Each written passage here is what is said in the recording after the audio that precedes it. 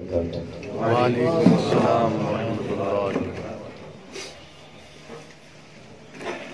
نحمده ونستعينه ونستغفره ونؤمن به ونتوكل عليه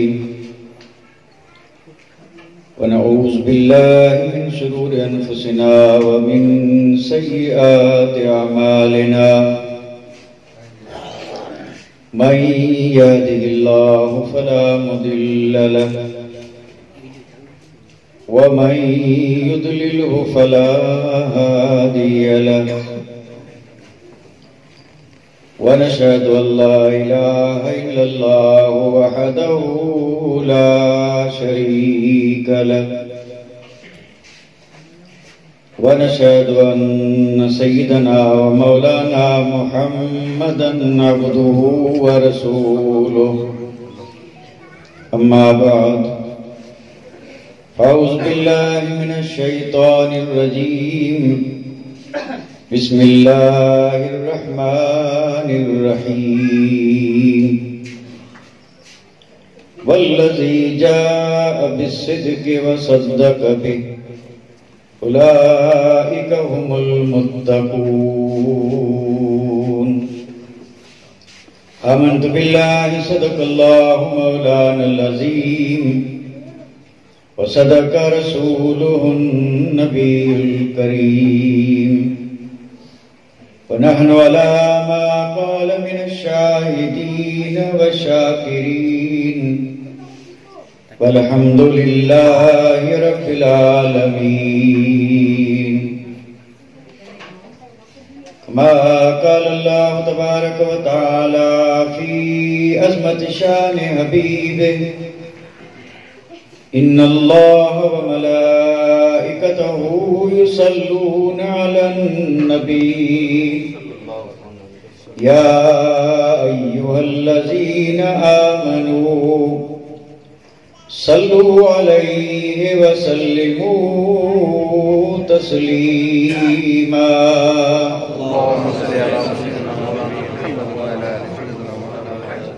اللهم صل على سيدنا مولانا محمد وعلى آل سيدنا مولانا محمد وبارك وسلم صلاة وسلاما عليك يا رسول الله صلاة وسلاما عليك يا حبيب الله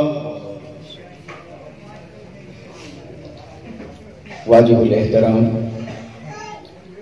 لائق عزت عظیم تقریم گرامی قدر ذی وقار سادات اعظام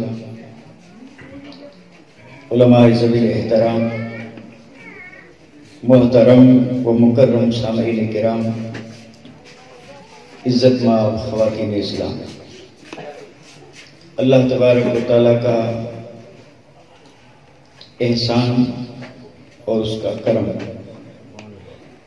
کہ اس نے محض اپنے فضل کرم اور احسان سے ہمیں یہ توفیق رفیق عطا فرمائی۔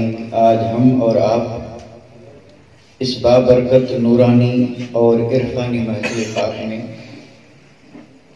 یار غار مصطفیٰ، یار مزار مصطفیٰ، اصدق الصادقین، سید المتقین، امیر المومنین، خلیفۃ المسلمین، سیدنا و مولانا حضرت ابو بکر صدیق رضی اللہ تعالی عنہ کی بارگاہ عالیہ میں اپنی عقیدتوں اور محبتوں کا خراج پیش کرنے کے لیے حاضر ہوئے۔ اللہ تبارک و تعالیٰ اپنے حبیب کے صدقے میں ہم سب کی حاضری کو قبول فرمائے اور اس مبارک اور مقدس ذکر کو اللہ تعالیٰ اپنی بارگاہ عالیہ میں قبول فرمائے اور اس ذکر کو اللہ تعالیٰ ہم سب کے لیے اور تمام مومنین اور مومنات کے لیے دونوں جہان کی سعادت مندی، نیک بختی اور نجات کا ذریعہ اور سبب بنائے۔ بڑے خوش نصیب ہیں وہ لوگ اور قابل مبارکباد جنہوں نے اس بزم پاک کو منعقد کیا ہے۔ اور جس نے بھی اس میں دامے درمے قدمے تعاون فرمایا وہ بھی قابل مبارکباد ہیں، اور جو دور دراز سے یا قریب سے اس محفل پاک میں تشریف لے آئے وہ بھی مبارکبادی قابل ہے۔ اللہ تبارک و تعالی ان سب کی ان کاوشوں کو قبول فرمائے، اور ان کاوشوں اور کوششوں پر اللہ تعالی انہیں اجر عظیم عطا فرمائے۔ بڑی مشہور حدیث پاک ہے جس میں میرے اور آپ کے آقا تاجدار مدینہ نے ارشاد فرمایا، حب ابی بکر و شکرہ واجب علی کل امتی۔ میرے آقا نے فرمایا کہ ابو بکر کی محبت اور ان کا شکر میری ساری امت پر واجب، یعنی لازم ہے اور ضروری ہے۔ اب میں تفصیل میں نہ جاتے ہوئے حب ابی بکر و شکرہ واجب علی امتی، یہ لفظ جو آپ نے فرمایا میری امت پر، سیدنا صدیق اکبر کو ایک طرف رکھ کے اور باقی جتنے ہیں وہ سارے امت میں ہیں یا نہیں؟ کوئی ضرورت نہیں نام لینے کی، تشریح کرنے کی، میرے آقا کی امت، اور پھر اس امت میں صدیق اکبر کی محبت، تو صدیق اکبر کو اگر الگ کرتے ہیں تو باقی سب اس میں آ جائیں۔ تو میرے آقا نے فرمایا وہ بڑے شان مرتبے اور مقام کے مالک ہیں، لیکن ان پر بھی ابو بکر صدیق کی محبت لازمی اور ضروری، اور ان کا شکر بھی۔ اسی حدیث پاک کی روشنی میں الحمدللہ رب نے یہ ہمیں توفیق دی کہ آج ہم یہاں پر ان کا شکر ادا کرنے آئے ہیں اور ان کی محبت کا اظہار کرنے کے لیے یہاں موجود ہیں، اس امید پر کہ انشاءاللہ کل قیامت کے دن اس حدیث پاک کی روشنی میں المرء مع من احب، یہاں تو جو چاہے جس کے ساتھ چاہے رہے، لیکن قیامت میں ہوگا اسی کے ساتھ جس کے ساتھ ہوگی محبت۔ تو ہمیں صحابہ کرام سے محبت ہے، چار یار سے محبت ہے، سیدنا صدیق اکبر سے محبت ہے، تابعین تبع تابعین ائمہ مجتہدین علماء راسخین اولیاء کاملین صلح سے محبت ہے۔ تو انشاءاللہ قیامت کے دن ہم رہیں گے ان کے سائے، اللہ تعالی ہمیں ان کی شفاعت نصیب فرمائے۔ چونکہ میں آج جو گفتگو عرض کرنے جا رہا ہوں اسے آپ تقریر نہ سمجھیں اور نہ کوئی ولولہ انگیز خطاب سمجھیں گی۔ الگ بات ہے کہ آگے چل کر کے عادت کے مطابق اگر کچھ تھوڑا بہت جوش ہو بھی جائے تو اس سے میری مجبوری پہ معمول کریں، ورنہ ارادہ میرا یہ ہے کہ اس عظیم بارگاہ میں حاضر ہیں جن کا ادب آج بھی ہم سب پر ضروری اور لازم ہے۔ ہم یہ تصور اور یہ یقین کر کے بیٹھے کہ صدیق اکبر کی بارگاہ میں بیٹھے، تو ظاہر بات ہے پھر وہاں پر ادب کا ہونا بھی بہت ضروری ہے۔ اللہ تعالیٰ ہم سب کو ادب کی توفیق عطا فرمائے۔ صحابی کسے کہتے ہیں؟ تو یہ ایسا کوئی مسئلہ نہیں کہ میں یہ سمجھوں کہ آپ نہیں جانتے اور میں بتا دوں، نہیں، ایسی بات نہیں ہے، لیکن چونکہ ذکر جب ان ہستیوں کا کرنا ہے تو بات کا آغاز بھی اسی سے کر رہا ہے، یعنی صحابی کی تعریف۔ ایک تو تعریف ہے بڑی مشہور ہے، صحابی کہتے ہیں کس کو؟ جس نے ایمان کی حالت میں میرے آقا کا دیدار کیا اور پھر ایمان پر اس کا خاتمہ بالخیر ہوا، یہ بڑی مشہور تعریف ہے۔ اب یہ جو دیدار کرنا ہے اس کو یہ قید نہیں ہے، یعنی حضور کا دیدار حالت ایمان میں، کلمہ پڑھا، مصطفیٰ جان رحمت کے وقت و حوالے چہرے کو دیکھا اور پھر اسی ایمان پر دنیا سے سکھارا۔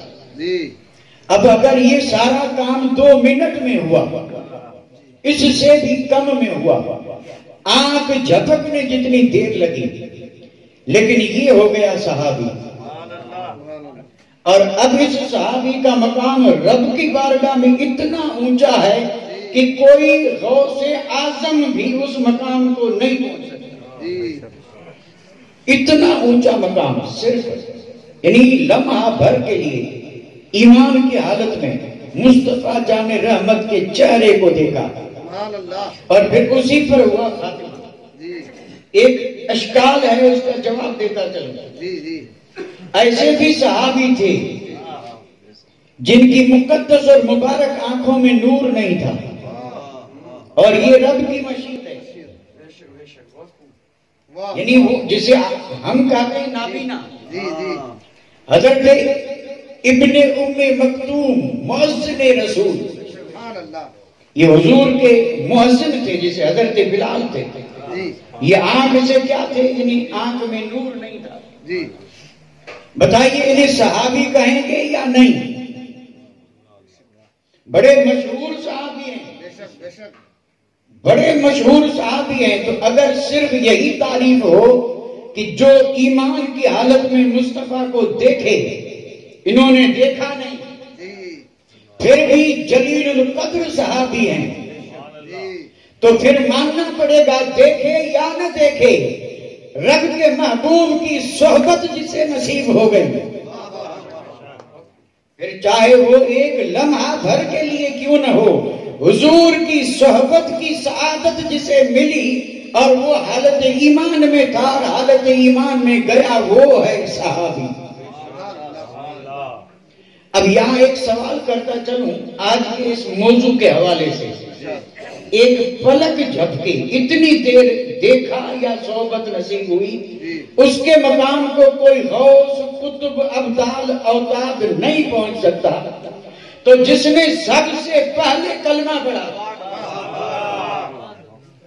سب سے پہلے جس نے کلمہ پڑھا اور صحبت حاصل ہوئی, اور پھر یہ کلمہ اور صحبت میرے آقا کے بظاہری وصال فرمانے تک رہی, اس عظیم ہستی کی عظمت کا عالم کیا ہوگا.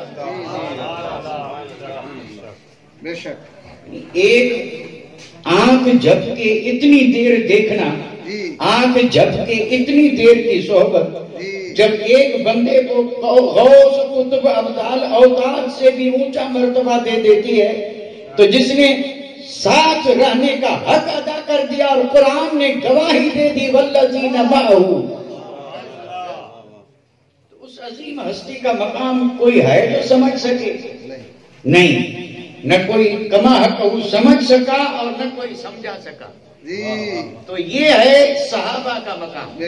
صحابہ سب شان والے, یہ ایمان اور عقیدے کی بات عرض کر رہا ہوں. سارے صحابہ عظمت والے, شان والے, سارے صحابہ عادل اور سارے صحابہ جنتی.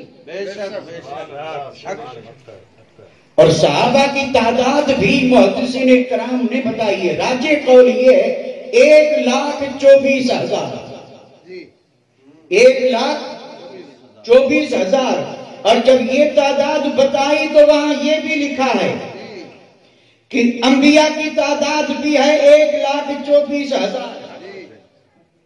انبیاء علیہ السلام کی تعداد 1,24,000, اور ان سارے انبیاء کے فضائل اور کمالات کو یکجا کر کے رب نے اپنے حبیب کو دے دیے. یہ ہمارا ایمان اور عقیدہ ہے. حسن یوسف, دم عیسیٰ, ید پیدا داری, یا رسول اللہ آنچ خوبہ ہمہ دارند تو تنہا داری. 1,24,000 انبیاء جو فضائل کمالات رکھتے تھے, ان سب کو جمع کر کے اللہ تبارک و تعالیٰ نے دے دیا اپنے حبیب کو.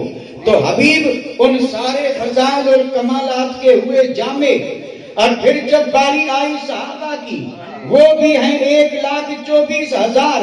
تو مصطفیٰ نے جس عظمت والا دیکھا اسے اس نبی کے فیض کا مظہر بنا دیا. صحابہ کوئی معمولی چیز نہیں ہے صاحب.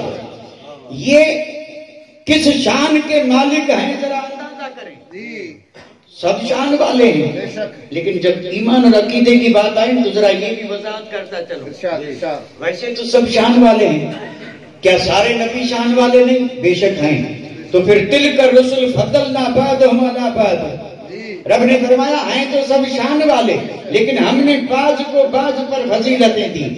نبیوں میں بعض نبیوں کو فضیلتیں ہیں، اسی طرح صحابہ سب شان والے ہیں، لیکن صحابہ میں بھی اللہ نے بعض کو بعض پر فضیلت دی۔ اب یہ فضیلت کیسے دی؟ 1,24,000 میں وہ 1400 صحابہ جنہوں نے درخت کے نیچے بیٹھ کر کے نبی کے ہاتھ پہ سر دھر کی قسمیں کھائی، جس کو قرآن مجید میں بیعت رضوان کہا گیا۔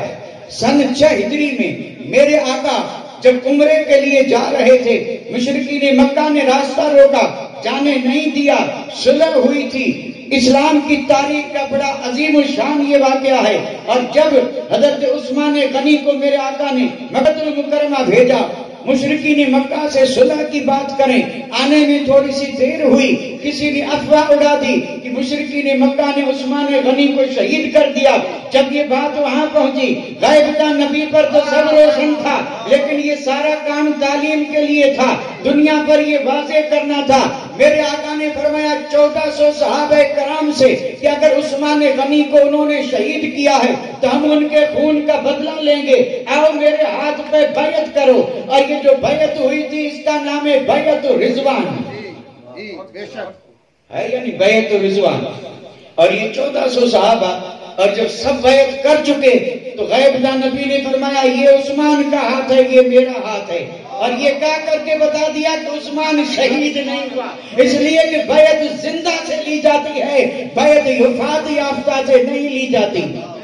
اب یہ جو کچھ وہاں پہ ہوا قرآن مجید میں اس کا ذکر ہے، اور یہ جتنے بھی تھے 1400، ان کو سند ملی رضی اللہ عنہم، یہ سارے وہ ہیں ان سے اللہ راضی ہو گیا، یعنی ان کو سند مل گئی کہ یہ سارے کے سارے وہ ہیں جن سے رب راضی۔ یہ بیعت رضوان، تو 1,24,000 میں یہ 1400 افضل، اور پھر ان 1400 میں 313 افضل جو بدر میں گئے، جو بدری صحابی ہیں، جن کے بارے میں میرے آقا نے فرمایا، رب نے فرمایا کہ بدر میں جو شریک ہوا اس کے بعد وہ چاہے جو کرے جنتی ہے۔ تو کیا پھر وہ غلط کام کریں گے؟ نہیں، یہ ابھی یہاں بحثوں کا یہ موقع بھی نہیں ہے، یہ انعام ہے جو رب نے انہیں عطا فرمایا کہ بدری صحابی ہیں، بدری صحابی جن کے لیے رب نے جنت کو اس طرح یعنی مزدہ فرما دیا کہ یہ جنتی ہیں، بخش آئے۔ یہ 313 یعنی 1,24,000 میں وہ 1400 افضل، 1400 میں یہ 313 جو سارے کے سارے جنتی ہیں۔ بے شک ان بدر والوں کی بات جب آتی ہے تو ابھی سے ایک بات عرض کرتا چلوں۔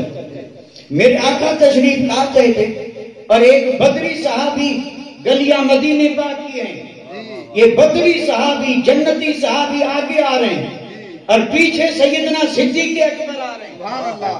سامنے میرے آقا تشریف لائے، اس بدری صحابی سے میرے آقا نے فرمایا میرے دیوانے ذرا مڑ کے دیکھ پیچھے کون آ رہا ہے۔ اور انہوں نے جب مڑ کر کے دیکھا تو یار غار تھے، وفادار تھے۔ اس موقع پہ میرے آقا نے فرمایا صحابیوں سن لو، جس مجمع میں جن چلنے والوں میں میرا یار غار ہو دیکھ لیا کرو، کوئی ابو بکر سے آگے نہ چلے، سب پیچھے رہیں، ابو بکر آگے رہے، کیونکہ رب نے ابو بکر کو سب سے آگے کر دیا۔ نعرہ تکبیر، نعرہ رسالت، جشن صدیق اکبر۔ یہ 313 بدری صحابی۔ اب ان 313 سے عشرہ مبشرہ افضل، اور یہ عشرہ مبشرہ وہ ہیں جو چلتے پھرتے زمین پہ تھے لیکن جنتی۔ اور میرے آقا فرماتے جنتی دیکھنا ہو تو اسے دیکھ لے، نام لے لے کے فرمایا یہ جنتی، یہ جنتی، وہ 10 جنتی جن کو جنت کا مزدہ میرے نبی نے سنا دیا۔ تو یہ 313 سے یہ افضل، 313 سے، کیونکہ جنتی 1400 بھی ہیں، جنتی 313 بھی ہیں، لیکن جنتی یہ 10 بھی ہیں، وہاں نام نہیں تھا یا نام ہے؟ یہ 10 جنتی اشر مبشرہ، اور پھر اشر مبشرہ میں سے 4 افضل جنہیں ساری دنیا کہتی ہے 4 یار، سبحان اللہ، نبی کے 4 یار، اور ان 4 یار کی ترتیب یہ ہے کہ ان 10 میں سب سے مولا علی افضل، مولا علی سے عثمان غنی افضل، عثمان غنی سے حضرت فاروق اعظم افضل، اور فاروق اعظم سے یار غار صدیق اکبر افضل۔ تو سارے صحابہ میں افضل کون بنا؟ سیدنا صدیق اکبر۔ یہ ہے وہ صحابہ کی مقدس جماعت۔ اب اندازہ تو کریں۔ اب یہاں ایک بات عرض کرتا چلا، بڑی مشہور ہے، اور اس کا یہ جو مضمون میں نے عرض کیا تھا نا، اسی سے تعلق ہے۔ حضرت عبداللہ بن مسعود صحابہ کرام کی تعریف کرتے ہوئے فرماتے ہیں کہ یہ جماعت کیسی تھی۔ آپ نے فرمایا اولئک اصحاب محمد، فرمایا خبردار یہ محمد کے ساتھی ہیں، یہ محمد کے اصحاب ہیں۔ کانو افضل ہذہ الامہ، قیامت تک آنے والی ساری امت سے یہ افضل، اس امت میں سب سے یہ افضل، اور یہ افضل تھے تو ان کی خوبیاں کیا تھی؟ اب خوبیاں سن لیں۔ ابرہا قلوباً، اعنقہا علماً، اقلہا تکلفاً، یہ ان صحابہ کی خوبیاں ہیں۔ فرمایا دنیا میں قیامت تک نیک دل تو آتے رہیں گے، لیکن میرے صحابہ جیسا کوئی نیک دل نہیں آ سکتا۔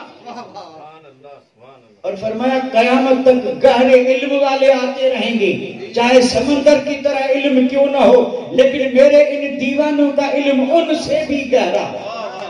اعمقھا علما، ان جیسا علم کسی کے پاس نہیں۔ اور تیسری تعریف یہ فرمائی اقلھا تکلفاً، فرمایا بعد میں آنے والے بناوٹ بھی کر سکتے ہیں، لیکن میرے یہ دیوانے جنہوں نے وضحا والا چہرہ دیکھا، ان کے اندر تکلف نام کی چیز نہیں ہوگی۔ جو ظاہر ہے وہی اندر ہے، اور جو اندر ہے وہی ظاہر۔ اچھا یہ تو ہوئی صحابہ کی تعریف، لیکن آگے ذرا سن لیں، سبحان اللہ۔ آگے ارشاد فرماتے ہیں اختارہم اللہ، یہ اگرچہ جملہ بڑا چھوٹا ہے لیکن وزن ہی کتنا ہے۔ فرماتے ہیں کہ یہ وہ مقدس جماعت ہے جس کو اللہ تعالیٰ نے اولاد آدم میں سے چن لیا، سبحان اللہ، چنا ہوا۔ یہ سارے صحابہ ہیں چنے ہوئے، اور پھر یہ بھی تو دیکھیں چنا کس نے؟ چنا ہے اللہ نے، یہ دنیا کا چناؤ نہیں ہے، یہ اللہ تبارک و تعالیٰ علیم اور خبیر ہے۔ اور ظاہر بات ہے جو آدمی جس چیز کا جتنا ماہر ہوگا اتنی ہی اچھی چیز کا انتخاب کرے گا۔ آپ اور ہم بھی دنیا میں جب کسی چیز کو خریدنے جاتے ہیں تو پھر ٹٹول کر کے اور ہمیں جو چیز اچھی لگتی ہے، پسند آتی ہے، اسی کو لیتے ہیں۔ یہاں پر انسانوں کا معاملہ ہے، اولاد آدم کا معاملہ ہے، حضرت آدم سے قیامت کی صبح تک کا معاملہ ہے، اور یہاں چنا جا رہا ہے، انتخاب کیا جا رہا ہے، پسند کیا جا رہا ہے، اور پسند کرنے والی ذات رب العالمین کی ذات ہے، علیم و خبیر کی ذات ہے۔ رب نے ان 1,24,000 کو چن لیا، اور جب رب نے چن لیا، اب اگر کوئی اس میں عیب یا نقص نکالے تو یہ صحابہ کی تنقیص نہیں ہوئی، یہ احکم الحاکمین کے دربار کی بے ادبی ہوئی۔ یہ نقص رب کے چناؤ میں کر رہے ہیں، اور جو رب کے چناؤ میں نقص نکالے مومن نہیں رہ جاتا۔ رب نے چنا ہے، کس لیے چنا؟ 2 کاموں کے لیے۔ ایک تو ہے خدمت دین ہی والے صحبت نبی ہی۔ جس جماعت کو اللہ تعالیٰ نے 2 اہم کاموں کے لیے چنا تھا۔ پہلا کام تھا رب نے اپنے محبوب کی صحبت کے لیے، محبوب کی صحبت کے لیے جب چنا تھا تو یہ چنے ہوئے کس انسان کے ہوں گے؟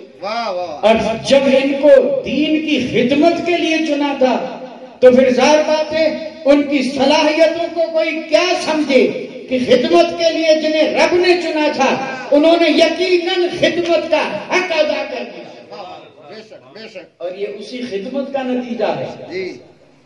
یہاں ضمن میں ایک بات عرض کر دوں اور یہ آپ کی سنی ہوئی ہے، بارہا ہم اور آپ سن چکے ہیں کہ میرے آقا کے آنے سے پہلے دنیا میں اندھیرا تھا، اندھیرا تھا، جس کو کسی شاعر نے اس طرح بیان کیا ہے کہ جہاں تاریک تھا، ظلمت قدا تھا، سخت کالا تھا، اور پھر کیا ہوا؟ تو پھر کہتے ہیں کہ پھر کوئی پردے سے کیا نکلا کہ گھر گھر میں اجالا، اور یہ پردے سے نکلنے والی ذات آمنہ کے لال کی ذات ہے، پردے سے نکلنے والی ذات رب کے محبوب کی ذات ہے، پردے سے نکلنے والی ذات ختم المرسلین کی ذات ہے، پردے سے نکلنے والی میرے اور آپ کے آقا کی ذات ہے۔ مصطفیٰ جب پردے سے نکلے تو کیا ہوا؟ گھر گھر میں۔ اچھا، اب اگر میں آپ سے پوچھوں کہ جیسے میرے آقا پردے سے نکلے کیا ویسے ہی گھر گھر میں اجالا ہوا؟ نہیں، ویسے گھر گھر میں اجالا نہیں ہوا تھا، تو پھر اجالا ہوا کیسے؟ اجالا ہوا ایسے کہ پہلے وہ اجالا ہوا ایک گھر میں، یعنی یک بارگی گھر گھر میں اجالا نہیں ہوا۔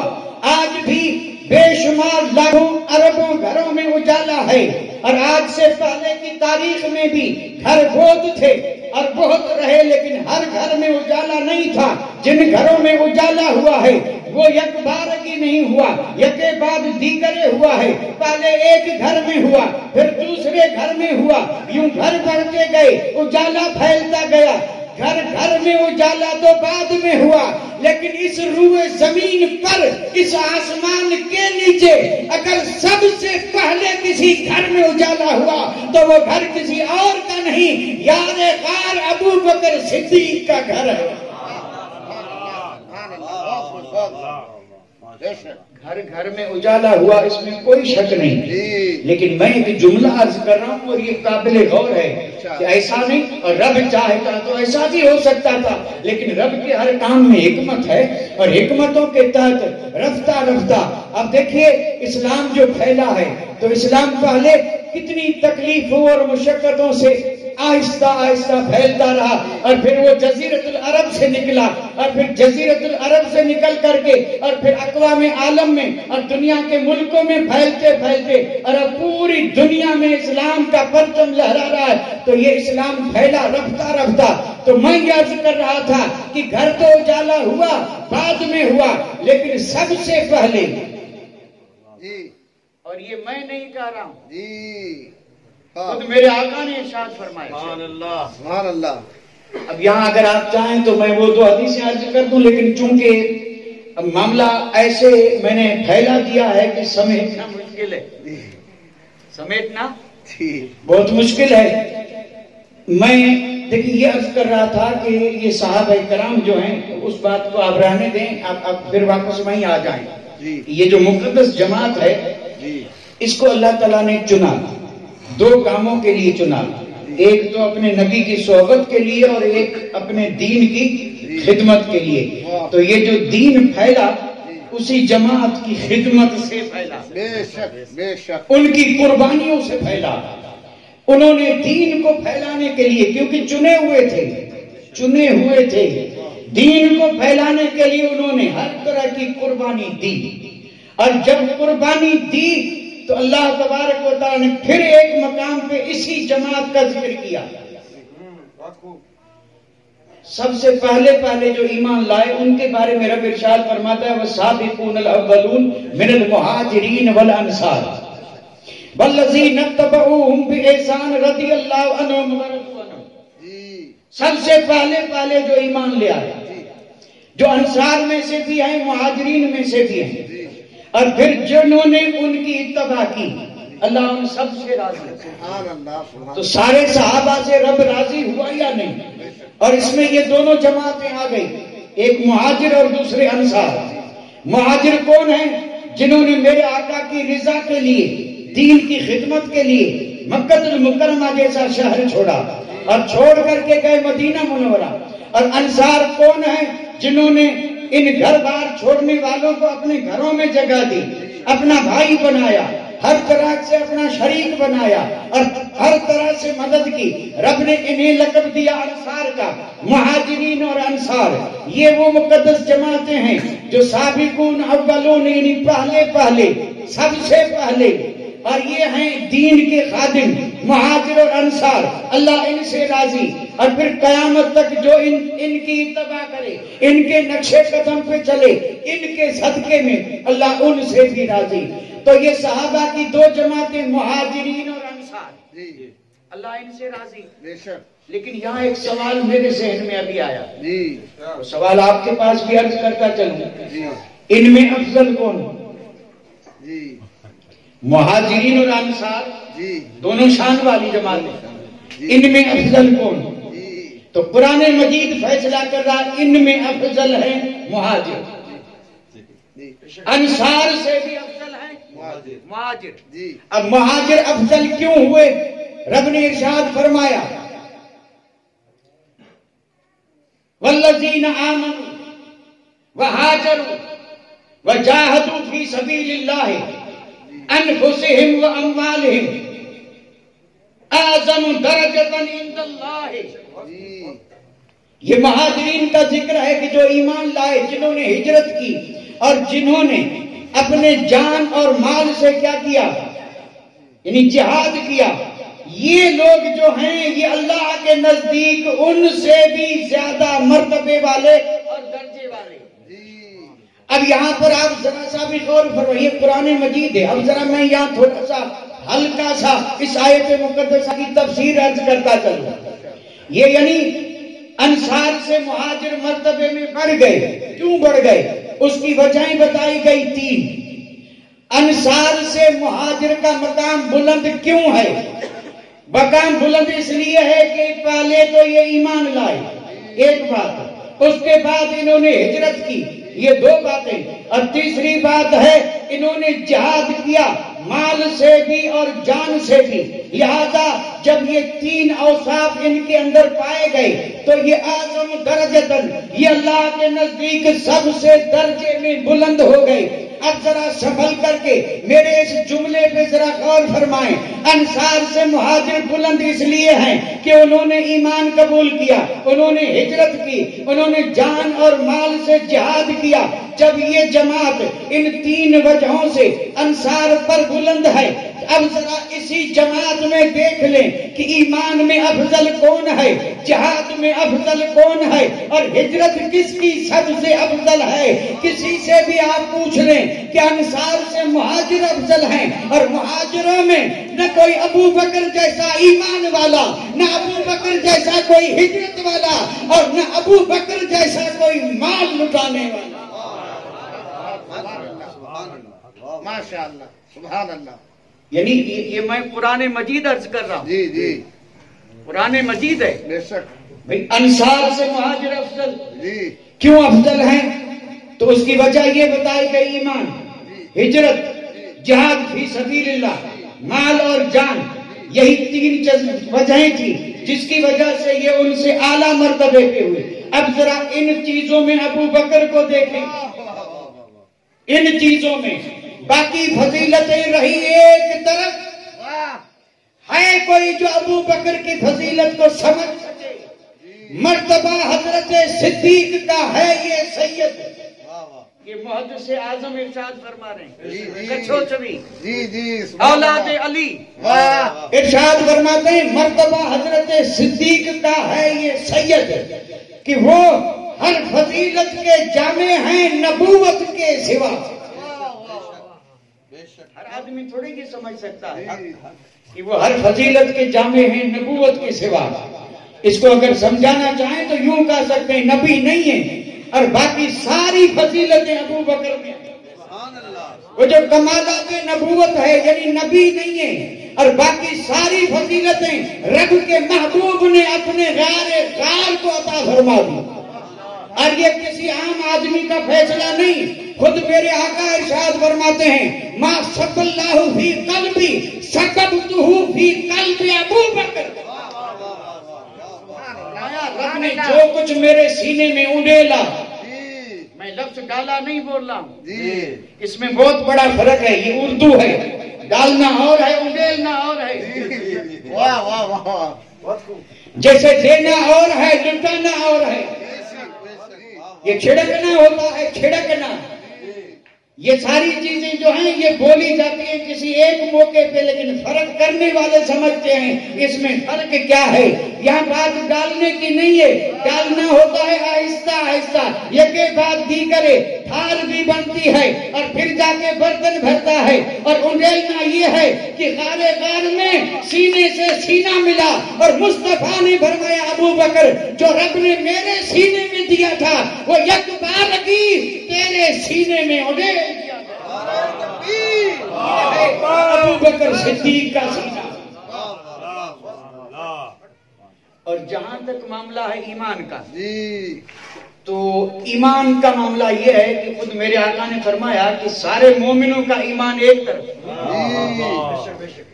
سارے مومنوں کا ایمان اور ابو بکر صدیق کا ایمان ایک طرف.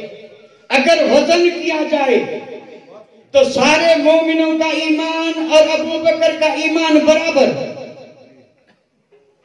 یعنی سارے مومنوں کا ایمان اور ایک ابو بکر کے ایمان، ایک کے ایمان کا وزن اتنا ہے جو ساری امت کے ایمان کا وزن ہے. یہ ہے ایمان کا معاملہ. کیونکہ ایمان سب سے پہلے لائے ہیں. بھئی یہ واقعات میں نہیں عرض کر رہا ہوں، اگر آپ چاہیں تو واقعہ بھی عرض کر دوں، کیونکہ واقعات جو ہے نا اس پہ لوگوں کا ذرا دھیان زیادہ رہتا ہے، اور یہ گفتگو جو ہے نا اس میں نیند آنے لگتی ہے، نیند آنے لگتی ہے. ایک واقعہ سنو. سیدنا صدیق اکبر کے ایمان کا مسئلہ، اور الحمدللہ ہمارا ایمان و عقیدہ ہے کہ مردوں میں سب سے پہلے، مردوں میں بھائی دیکھیے ام المومنین حضرت خدیجہ الکبریٰ، مولا علی مشکل کشا، حضرت زید بن حارثہ اور حضرت سیدنا صدیق اکبر، یہ وہ ہستیاں ہیں جنہوں نے سب سے پہلے کلمہ پڑھا. اچھا اب یہاں میں موازنے کے طور پہ نہیں، اللہ موازنے سے بچائے، ہم موازنہ کرنے والے نہیں، ہم محبت کرنے والے ہیں. موازنے وہاں ہوتے ہیں جب محبت نہیں ہوتی. محبت ترازو نہیں رکھتی. جہاں محبتیں ہوتی وہاں تولا نہیں جاتا، اور تولنے والے خسارے میں ہیں. اور یہاں تو آمنا صدقنا، اسی کا نام ایمان ہے. یہ چار ہستیاں ہیں، لیکن ایک بات میں عرض کر رہا ہوں، تین ہستیاں رہتی تھی میرے آقا کے گھر میں، گھر کے اندر. حضرت خدیجہ الکبریٰ بھی گھر میں، حضرت علی تھے حضور کی پرورش میں وہ بھی گھر میں، زید بن حارثہ ہیں غلام وہ بھی گھر میں. سب نے کلمہ پڑھا گھر میں. اب ظاہر بات ہے گھر میں کلمہ پڑھا، اور یہ بڑی عظیم بات ہے، بڑا شرف کا معاملہ ہے، لیکن اس کا باہر سے کوئی تعلق نہیں. باہر تو کلمہ کوئی ایسا پڑھے جس کا سب پہ اثر ہو، اور جس کو کلمہ پڑھ کے دیکھنے والے بھی سوچ میں پڑ جائیں کہ جب اس نے پڑھا ہے تو ضرور کچھ نہ کچھ ہے. تو باہر کلمہ پڑھنے والوں میں مردوں میں سب سے پہلے ابو بکر صدیق کی ذات ہے. یہ بولنا بہت آسان ہے، لیکن اس دور میں آگے بڑھ کے کلمہ پڑھنا آسان نہیں تھا.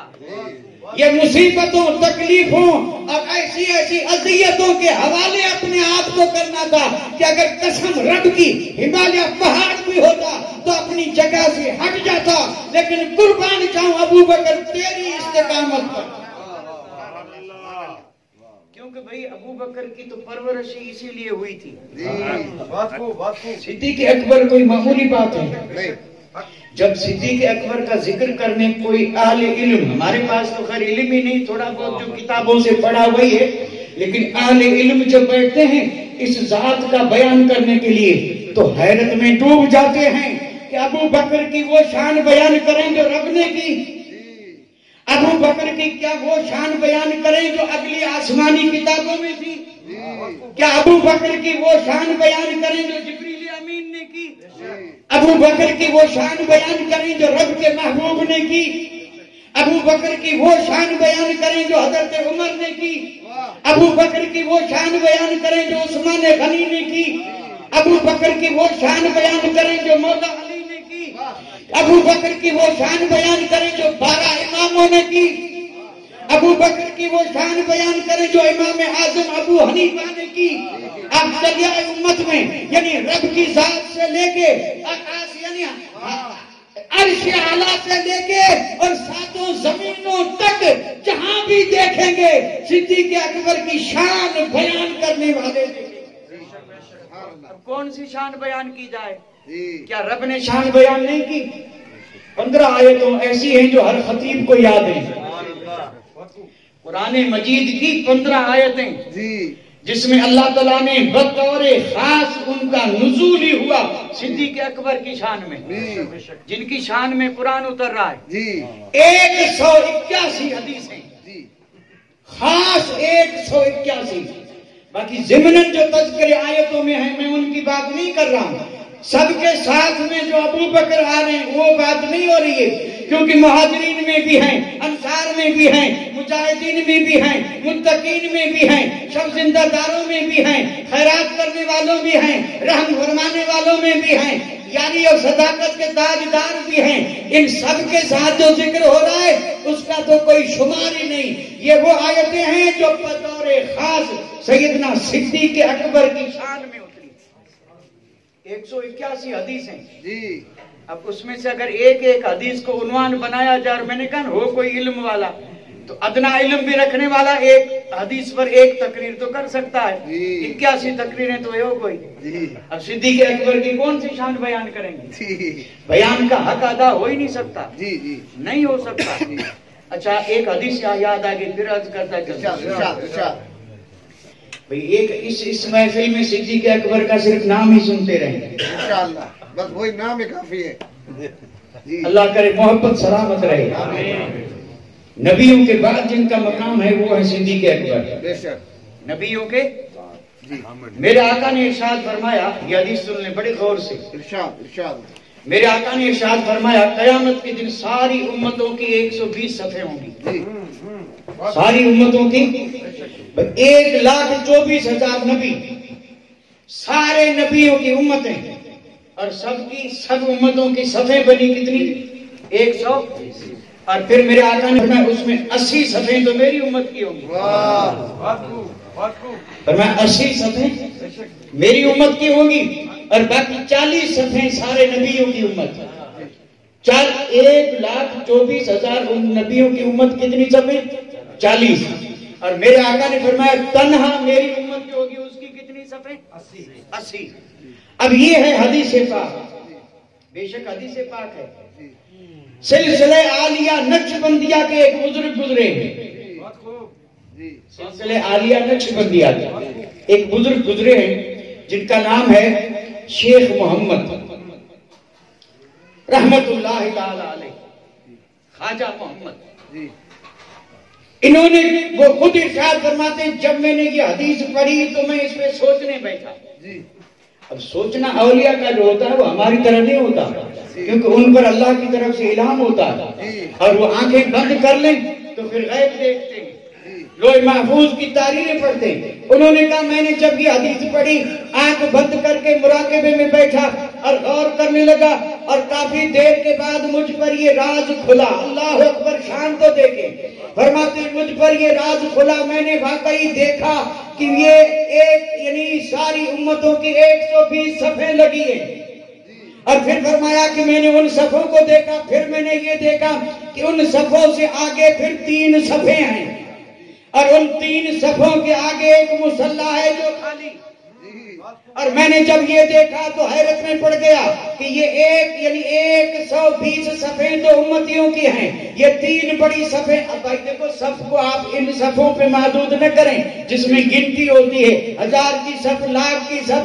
اس کو ہم نہیں سمجھ سکتے کہ یہ صفحے کتنی لمبی اور کتنی تعداد رب جانے رسول جانے. سمجھانے کے لیے صف کہا گیا، یعنی 120 صفحے امت کی ہیں. اور یہ دیکھتے ہیں کہ میں نے دیکھا آگے 3 صفحے ہیں. اور جب سوچنے لگا تو آواز آئی کہ یہ آگے 3 صفحے نبیوں اور رسولوں کی ہیں. اور دیکھا کہ آگے مصلی ہے. تو یہ بزرگ فرماتے ہیں کہ میں نے سوچا اب اس مصلی پہ ابو البشر حضرت آدم آئیں گے کیونکہ وہ سب سے باپ بھی ہیں اور سب کے نبی ہیں. تو میں نے دیکھا کہ نہیں، آواز آئی مصلی خالی ہے، اس پہ محمد الرسول اللہ ہے۔ اب یہ تو نبیوں کی صفیں، اور آگے امام کون بنا؟ محمد الرسول اللہ۔ اور پھر یہ بزرگ فرماتے ہیں کہ پھر جب پیچھے پلٹ کر کے میں نے دیکھا تو 3 صفوں کے اور امتیوں کی صفوں کے بیچ میں بھی جگہ خالی، اور وہاں بھی ایک مصلی رکھا ہے۔ اب دیکھیں اس مصلی پہ کون آتا ہے؟ تو آواز آئی کہ یہ مصلی کسی اور کے لیے نہیں، یہ مصلی یار غار صدیق وفادار کے لیے ہے۔ جیسے سارے نبیوں کا امام محمد الرسول اللہ ہے، ویسے ساری امتوں کے امام ابو بکر صدیق ہے۔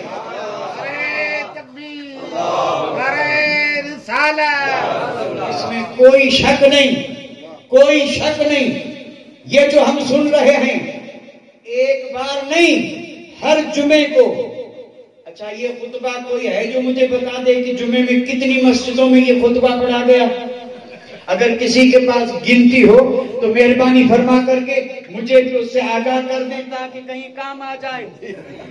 آج جمعہ تھا، جمعے کا خطبہ پڑھا گیا، ہمارے اس شہر کی ہر مسجد میں پڑھا گیا۔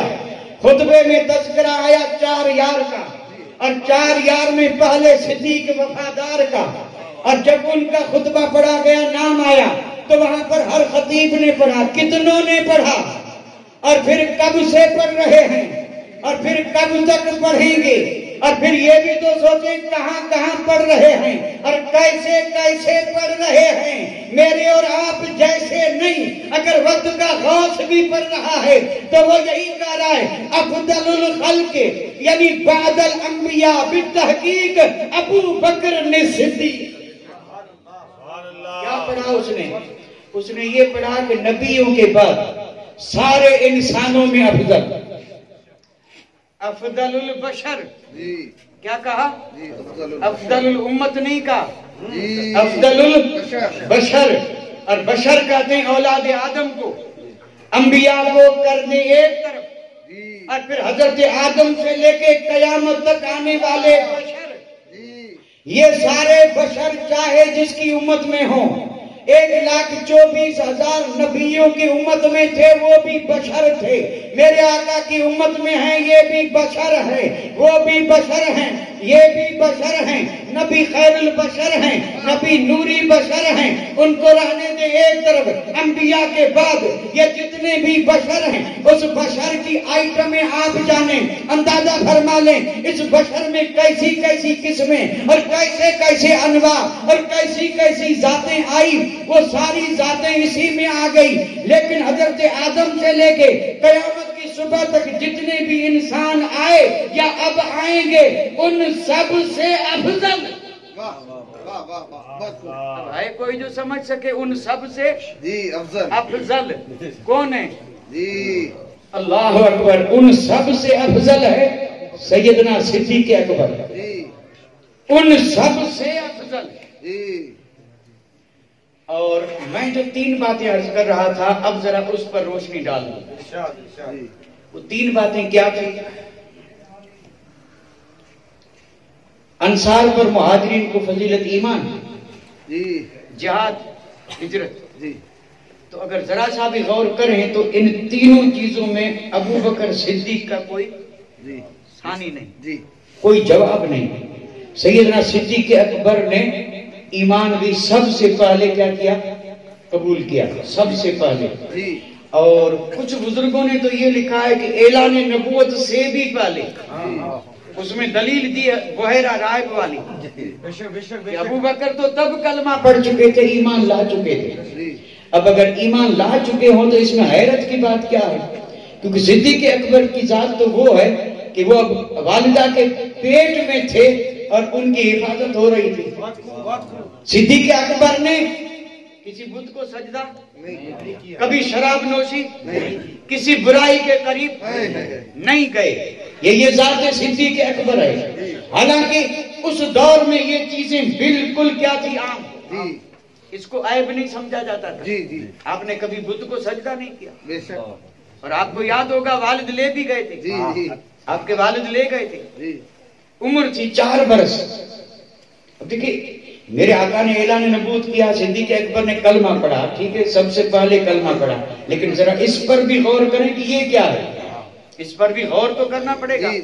4 سال کی عمر ہے، آپ کے والد کا نام عثمان، کنیت ابو قحافہ، صدیق اکبر کا نام ہے عبداللہ، کنیت ہے یعنی ابو بکر، اور لقب ہے صدیق اور عتیق۔ یہ سب الگ الگ ایک ایک تقریر ہے۔ تو 4 سال کی عمر ہے اور والد لے گئے، اور لے گئے کہاں؟ جہاں ان کے معبود تھے۔ معبود سمجھ رہے ہیں کہ نام لینے کی ضرورت نہیں ہے، معبود جس کو وہ خدا مانتے تھے، اور وہ 360 تو بیت اللہ میں رکھے تھے۔ اب تو سمجھ میں آ گیا کہ یہ کیا تھا، 360 اللہ کے گھر میں رکھے تھے، اور اس میں چھوٹے بڑے، اور ان کی ریل پیل تھی، آج بھی کروڑوں کی تعداد میں، تب بھی کم نہیں تھے۔ یہ معبود یعنی ان کے خدا، معبودان باطل لے گئے۔ آپ کے والد حضرت عثمان ابو قحافہ نے کہا تھا، ابنی ہذہ آلہتک السم والعلا فاسجد لہا، فرمایا یہی تو بڑے خدا ہیں، سجدہ کر۔ صدیق اکبر کو یہ کہہ کر کے والد تو نکل گئے۔ صدیق اکبر ان میں سے جو سب سے بڑا تھا اس کے پاس گئے، اور اس کے بعد کہا کر کے کہنے لگے کہ رب وہ ہے جو کھلاتا پلاتا ہے، اگر تو خدا ہے تو انی جائن فقیمنی، میں ذرا بھوکا ہوں، کھانا دے دے۔ اب بدھ کیا جواب دیتا؟ جب کوئی جواب نہیں ملا تو آپ نے پھر سوال کیا، میرے پاس پہننے کے لیے کپڑے نہیں ہیں، ذرا کپڑے دے دو۔ اور جب یہ بھی جواب نہیں ملا تو دیکھیں اس کو کیا کہیں گے؟ معرفت خداوندی۔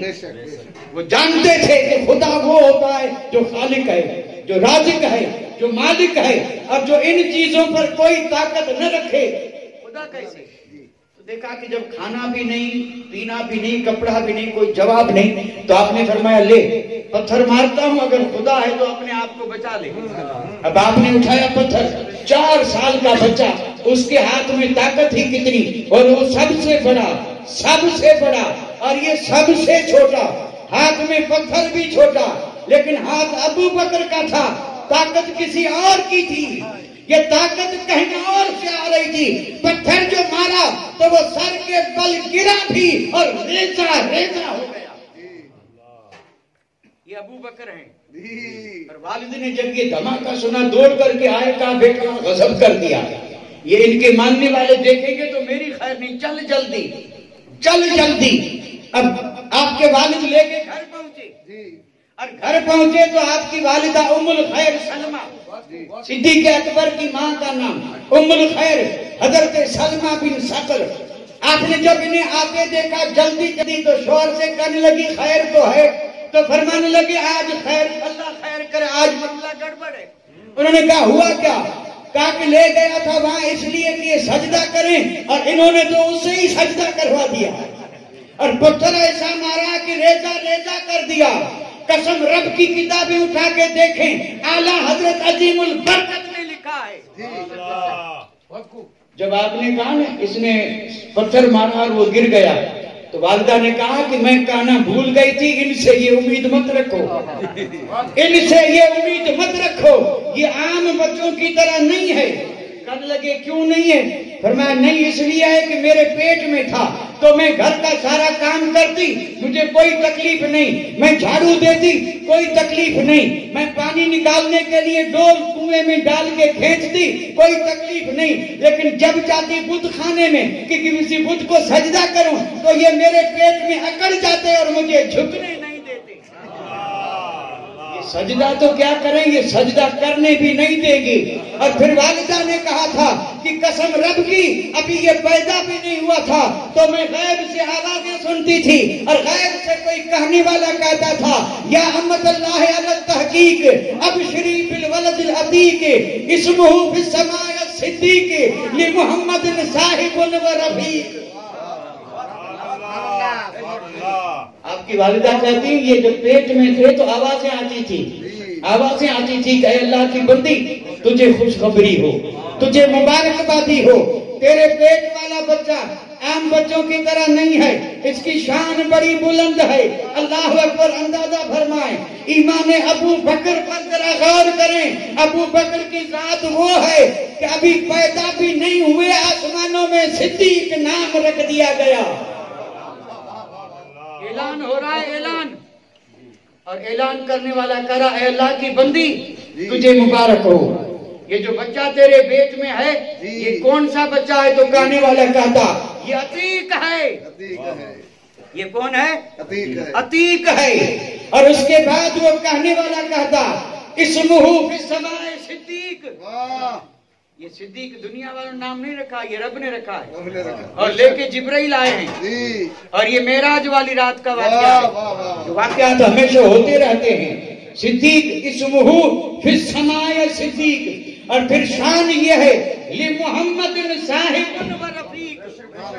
یہ جو آنے والا ہے نا یہ محمد جو ختم المرسلین ہیں، جو رب کے محبوب ہیں، جو وجہ ایجاد کائنات ہیں، یہ اس محمد کے کیا ہیں؟ ساتھی اور رفیق ہیں. دیکھیے اب اگر یہاں ان دو لفظوں کی تعریف کی جائے نا، حالانکہ یہ دیکھنے میں تو ایک ہی سے لگتے ہیں صاحب اور رفیق، لیکن ساتھی اور رفیق میں بھی کبھی کبھی فرق ہوتا ہے یا نہیں؟ ایک جملہ اجازت دے تو عرض کر دوں. اگرچہ ہو سکتا ہے میں سوال پر ہوں، لیکن اگر بھول ہو جائے تو میں ابھی سے توبہ کر لیتا ہوں اور معذرت خواہ ہوں. صاحب اور رفیق، راتیں دو، ساتھی بھی دو. کون سی راتیں؟ نہیں یاد آئی آپ کو؟ یعنی راتیں بھی دو ہیں، ساتھی بھی دو ہیں، بڑے سفر بھی دو ہیں. میرے آقا کی زندگی میں بڑے سفر دو، اور بڑے سفر دو تو بڑے ساتھی بھی دو، اور بڑی راتیں ہیں تو وہ بھی دو. اب آپ ذرا سوچ میں پڑ گئے ہوں گے، ذرا واضح کر دوں راتیں کون سی، باتیں کون سی، ذاتیں کون سی، ساتھی کون سے. سن لیں، ایک رات ہے معراج کی رات، ایک رات ہے ہجرت کی رات. معراج کی رات کے ساتھی جبریل امین ہیں، اور ہجرت کی رات کے ساتھی صدیق اکبر ہیں. راتیں بھی دو، ساتھی بھی دو، رفیق اور اس پہ ذرا سوچتے چلیں. صاحب یہ محمد صاحب و رفیق. اب بھی سمجھ میں نہ آیا تو کہہ دوں صاحب کہتے ہیں اس کو جو سدرا پہ رک جائے، اور ساتھی کہتے ہیں اس کو جو غار میں پہلے چلا جائے. بہت خوب. آپ اندازہ فرمائیں مقام سیدنا صدیق اکبر. میرے آقا سوئے ہوئے ہیں حتیم میں، سوتے نہیں لیکن آج سوئے ہوئے ہیں. رب نے جبریل کو بھیجا، فرشتوں کی بارات ہے، اور کیا سہانی رات ہے. دروازہ بند ہے، جبریل امین آئے، میرے آقا کی آنکھ بند، عرض کرنے لگے جگاؤں کیسے؟ تو رب نے فرمایا کہ کلموں کو بوسا دے، میرے محبوب بیدار ہو جائیں گے. آپ اندازہ کریں سفر یہ بھی ہے، لیکن اس سفر میں جبریل مصطفیٰ کو لینے آئے ہیں. میرے آقا کے دروازے پہ جبریل کھڑے ہیں، لیکن قربان جاؤں ابو بکر تیری عظمت کے، ہجرت کی رات ابو بکر مصطفیٰ کے دروازے پہ نہیں ہے، لیکن کائنات کے تاجدار ابو بکر کے دروازے پہ. نعرہ رسالت، شان صدیق اکبر. سیدنا صدیق اکبر کی ذات سمجھنا بہت مشکل ہے. اور اگر اس کو آپ کہیں آپ ایسی باتیں کیوں کر رہے ہیں تو اس پر علماء بحثیں کرتے ہیں، اور وہ بحثیں یہاں نہیں کی جاتی.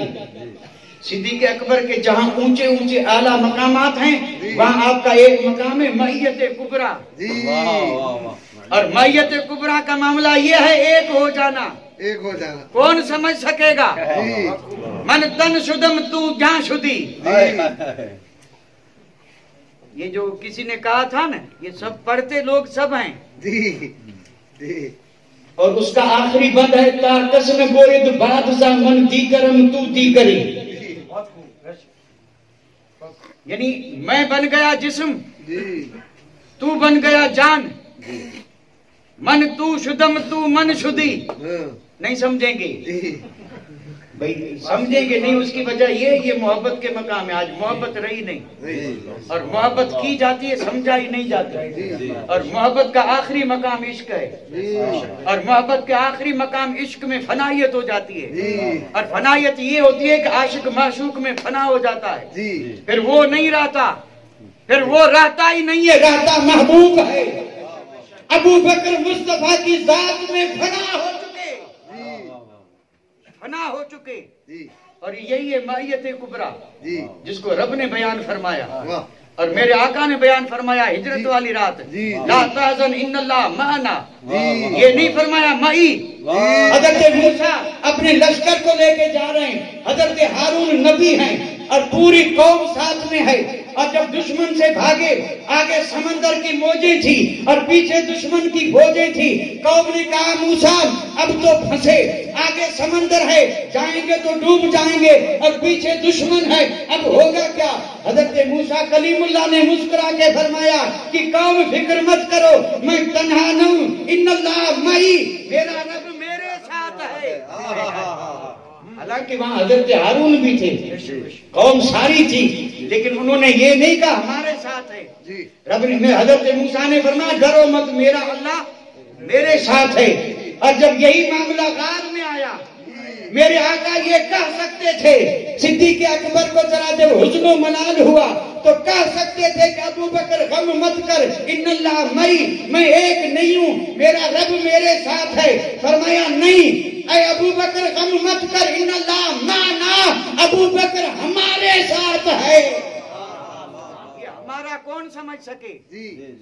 اور پھر وہ بھی موقع آیا تھا، میرے آقا نے فرمایا، یہ حدیث سے کہا کہ میرے آقا نے فرمایا یعنی ما ظن بے اثنین ثالثہم اللہ، میرے آقا نے فرمایا ابو بکر ان دو کے بارے میں تیرا کیا گمان ہے جن کے ساتھ تیسرا اللہ ہے؟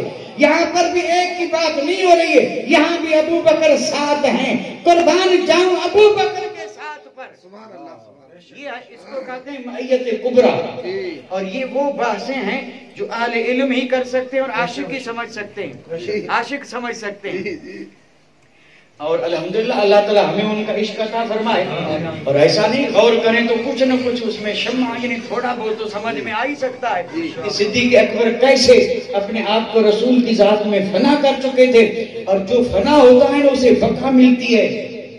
یہ پھر دوسرا رخ ہے، جب کوئی کسی میں فنا ہوتا ہے تو جس میں فنا ہوا وہ اسے بقا دے دیتا ہے، بقا اس طرح دے دیتا ہے کہ اس کے لیے جب کوئی فنا نہیں تو جو اس میں فنا ہوا اس کو بھی فنا نہیں۔ اس کی ایک مثال دی ہے بزرگوں نے، پانی کا قطرہ زمین پہ گرا اور زمین جذب کر لے گی گیا کام سے، مٹا یا نہیں مٹا؟ ایسے لاکھوں مٹ گئے، کروڑوں مٹ گئے۔ انسان بھی پانی کا قطرہ ہی تو ہے، اور کیا ہے؟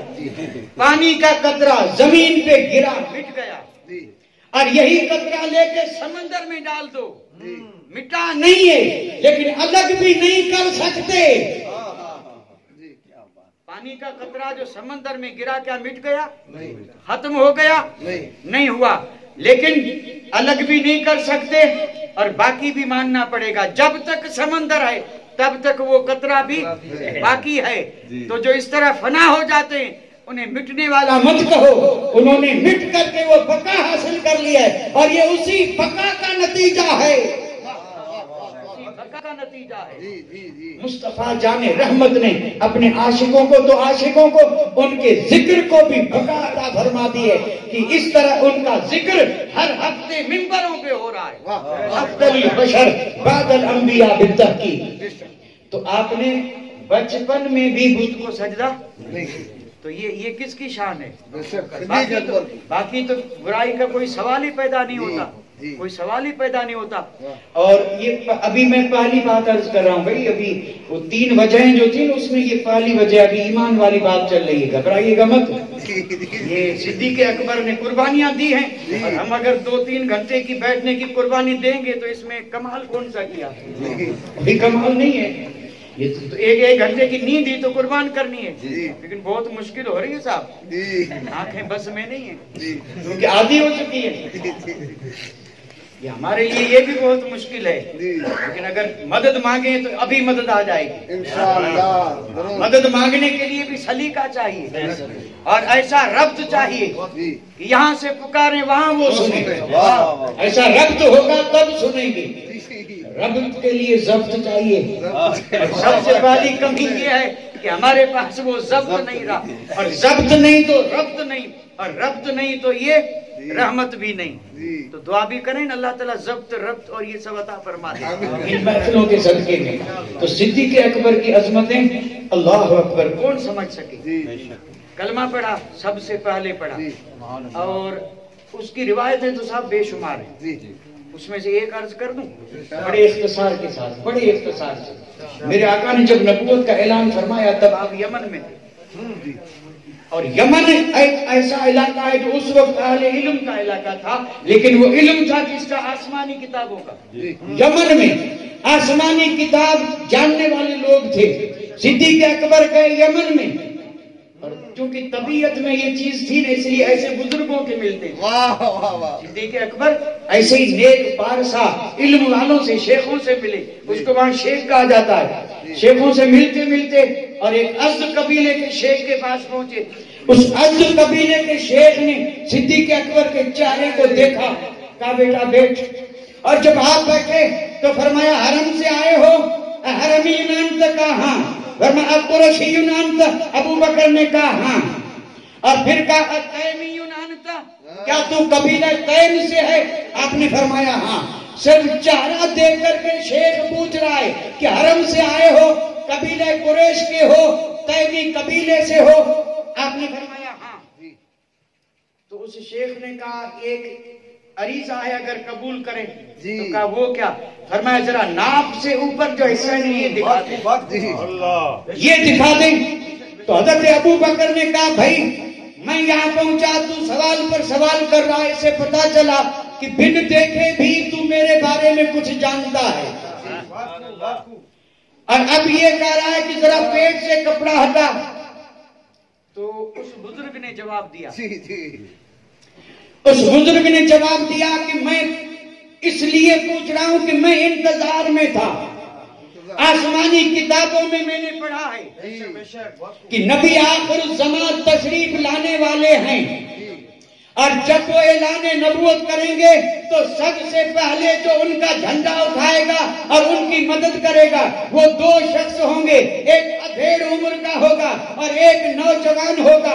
اور پھر آسمانی کتابوں میں ان کی نشانیاں بتائی، عرب سے آنے والوں کے چہرے میں پڑھتا رہا، لیکن آج جب تیرے چہرے کو دیکھا، ساری نشانیاں جو میری کتاب میں تھی وہ چہرے والی نشانیاں تو پوری ہو رہی ہیں۔ اس میں ایک بات یہ بھی لکھی تھی کہ یہ جو ہوگا اس علامت اور نشانی کا ہوگا، اس کی بائیں ران پر نشان ہوگا اور ناف کے اونچ پر تل کا نشان ہوگا۔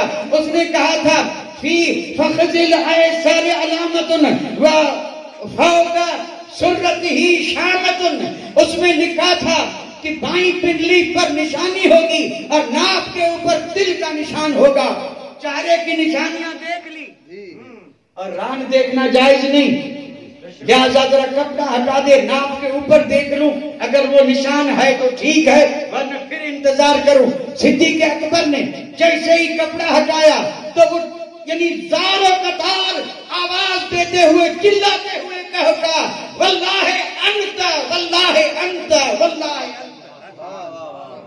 اس نے کہا قسم رب کی وہ ادھیڑ عمر والا تو ہی ہے۔ اور جوان حضرت عمر، کیا شان ہے اگلی کتابوں میں جن کی نشانیاں لکھی گئی، جن کے تذکرے ہو رہے ہیں۔ اس شیخ نے کہا کہ وہ آخری نبی آئیں گے، تو ان کا مددگار ہوگا، اور نشانیاں یہ رہی جو میں نے اپنی کتابوں میں پڑھی۔ صدیق اکبر فرماتے ہیں کہ اس نے مجھے نصیحت اور وصیت کی کہ ابو بکر بڑے خوش نصیب ہو، ان کا ساتھ مت چھوڑنا، سب کچھ اس پہ قربان کر دینا، تیرے لیے رب نے یہ مقام رکھا ہے کہ تو آیا بعد میں ہے اور تیرے تذکرے پہلے ہو رہے ہیں۔ صدیق اکبر جب وہاں سے چل رہے تھے اسی سے ملنے گئے، اسی شیخ سے، اور ملنے گئے تو جا کر کے کہا جا رہا ہوں، اگر اس نبی کے لیے کوئی پیغام ہو تو دے دے، لے کے جاؤں۔ اس نے کہا ذرا رکو۔ اس شیخ نے کیا کیا، ایک صندوق کھولا، اس میں سے ایک کاغذ نکالا اور کاغذ نکال کر کے کہا بن دیکھے دیوانہ ہوں، میں نے اس نبی کی نعت لکھی ہے، اور تو وہاں جائے اور جب اس نبی کا کلمہ پڑھے تو ذرا میری نعت بھی پیش کر دینا کہ یا رسول اللہ دیوانے آنے سے پہلے بھی منتظر رہے۔ اب صدیق اکبر خود بیان فرما رہے ہیں کہ میں جب یمن سے واپس آیا، میں گیا تھا تو حالات کچھ اور تھے، اور جب وہاں پہنچا تو پیچھے میرے آقا نے نبوت کا اعلان کر دیا تھا، اور مکے پاک میں گھر گھر میں تلواریں نکل چکی تھی۔ ابو جہل والا ٹولا دن بھر راستوں پہ بیٹھا رہتا، باہر سے آنے والوں کو کہتا نعوذ باللہ وہ محمد بن عبداللہ یتیم ابو طالب نبوت کی باتیں کر رہا ہے، مت ماننا مت ملنا، لوگوں کو دور رکھنے کے لیے سازشیں چل رہی تھی۔ صدیق اکبر فرماتے ہیں میں جب شہر مکہ کے قریب پہنچا یہ مجھے بھی ملے۔ ابو جہل نے کہا ابو بکر کچھ سنا؟ تو کہنے لگے سنوں کیسے، کوئی ذریعہ نہیں تھا، آج ہی تو آیا ہوں۔ تو کہنے لگے یتیم عبداللہ نے نبوت کا دعویٰ کیا۔ اب وہ اس پہ حیرت کر رہا تھا کہ ابو بکر کیا یہ بھی ہو سکتا ہے ایک یتیم کہے کہ میں اللہ کا نبی ہوں، یہ کیسے ہو سکتا ہے؟ دیکھو اب یہ ابو بکر صدیق کو اپنا ہم نوا بنانے کے لیے باتیں ہو رہی ہیں۔ سیدنا صدیق اکبر کے سبحان اللہ نور تو پہلے ہی کم تھا، اب جب یہ مبارک باتیاں ملی تو آپ نے فرمایا ذرا صبر سے کام لو۔ انہوں نے کہا ابو بکر ہم تیرا ہی انتظار کر رہے تھے، تیری بات آخری بات ہوگی، تو اتنی شان والا ہے، تو جو فیصلہ کرے گا ہمیں منظور ہے، ہم تیرا انتظار کر رہے تھے، ابھی تک ہم نے کوئی قدم نہیں اٹھایا ہے، اب تو فیصلہ کر۔ فرمایا ذرا ملنے تو دو، مل کے تو دیکھوں۔ اور اس وقت میرے آقا تھے ام المومنین حضرت خدیجہ الکبریٰ کے گھر۔ صدیق اکبر پہنچے، دروازے پہ دستک دی، آواز دی، دستک دی، خود میرے آقا اٹھے اور دروازہ کھول کر کے فرمایا ابو بکر مرحبا۔ تو سیدنا صدیق اکبر نے فرمایا کہ میں نے سنا ہے کہ آپ نے نبوت کا دعویٰ کیا ہے، مجھے سننے میں یہ بات آئی کہ آپ کہتے ہیں کہ میں اللہ کا نبی ہوں، ختم المرسلین ہوں۔ تو سیدنا صدیق اکبر کے اس سوال پر میرے آقا نے کیا فرمایا تھا؟ آقا نے ارشاد فرمایا کہ ابو بکر انی رسول اللہ الیک و الی الناس جمیعا، فرمایا ابو بکر تجھے خوشخبری ہو میں اللہ کا رسول ہوں تیرے لیے اور سارے انسانوں کے لیے۔ ہر آدمی یہ نہیں سمجھ سکتا اور سمجھنے جیسا ہے بھی نہیں۔ یہ جو میں پہلے عرض کر چکا تھا نا، سارے ایک طرف ہیں، ابو بکر ایک طرف ہے۔ میرے آقا صرف ابو بکر کے نبی نہیں ہیں، سارے انسانوں کے، ساری کائنات کے ہیں، لیکن یہاں میرے آقا فرما رہے ہیں ابو بکر رب نے مجھے بھیجا اور میں تیرا رسول ہوں اور سارے انسانوں کا۔ اب ابو بکر کو الگ کیوں کیا؟ الگ کیوں کیا کہ مجھے رب نے بھیجا ہے تیری طرف اور سارے انسانوں کی طرف۔ یہی تو وہ آخری فیصلہ بھی ظاہر کر دیا کہ ابو بکر میری ساری امت ایک طرف ہے اور تو ابو بکر تنہا ایک طرف ہے۔ تو جب آپ نے فرمایا نا مجھے رب نے بھیجا ہے تو صدیق اکبر نے اسی وقت کلمہ پڑھ لیا، اسی وقت۔ اور اس کے بارے میں میرے آقا نے فرمایا میں نے جس جس کو دعوت دی سب نے مہلت مانگی، کسی نے معجزہ مانگا، کسی نے کہا کچھ سوچنے دو، تنہا ابو بکر ہے کہ جس نے بغیر سوچے بغیر مہلت مانگے، ادھر میں نے دعوت دی ادھر ابو بکر نے کلمہ۔ یہ شان صدیق اکبر کی ہے، کوئی معجزہ طلب نہیں کیا۔ اب یہاں ایک بات سن لیں بڑے غور سے، یہ جو میں روایت عرض کر رہا ہوں اس میں ذرا دوسری طرح کی بات آ رہی ہے۔ جب آپ نے کلمہ پڑھ لیا صدیق اکبر نے، کلمہ پڑھنے کے بعد کہنے لگے یا رسول اللہ اطمینان قلب کے لیے، اطمینان قلب کے لیے معجزہ دکھا دے تو سبحان اللہ۔ حضرت ابراہیم خلیل اللہ نے کہا تھا کیف تحیی الموتیٰ، اے اللہ تو مردوں کو زندہ کیسے کرے گا؟ تو رب نے فرمایا خلیل کیا تیرا اس پہ ایمان نہیں؟ تو فرمایا ایمان تو ہے لیکن یقین ذرا زیادہ ہو اس لیے دیکھنا چاہتا ہوں۔ اب خلیل یہ کہہ رہے ہیں کہ ذرا یعنی مضبوطی ملے، تو ابو بکر صدیق نے کہا یا رسول اللہ میں معجزہ اس لیے نہیں مانگ رہا ہوں کہ مطلب مجھے یقین یا ایمان نہیں، تاکہ یعنی یقین حاصل ہو، کوئی معجزہ دکھا دیں، تسکین ملے، معجزہ دکھا دیں۔ میرے آقا نے فرمایا معجزہ وہی یمن والا شیخ ہے، وہی یمن والا۔ اب صدیق اکبر کی شان تو دیکھیں، صدیق اکبر نے کہا یا رسول اللہ یمن میں تو میں کئی شیخوں سے ملا ہوں، وہ شیخ کون سا؟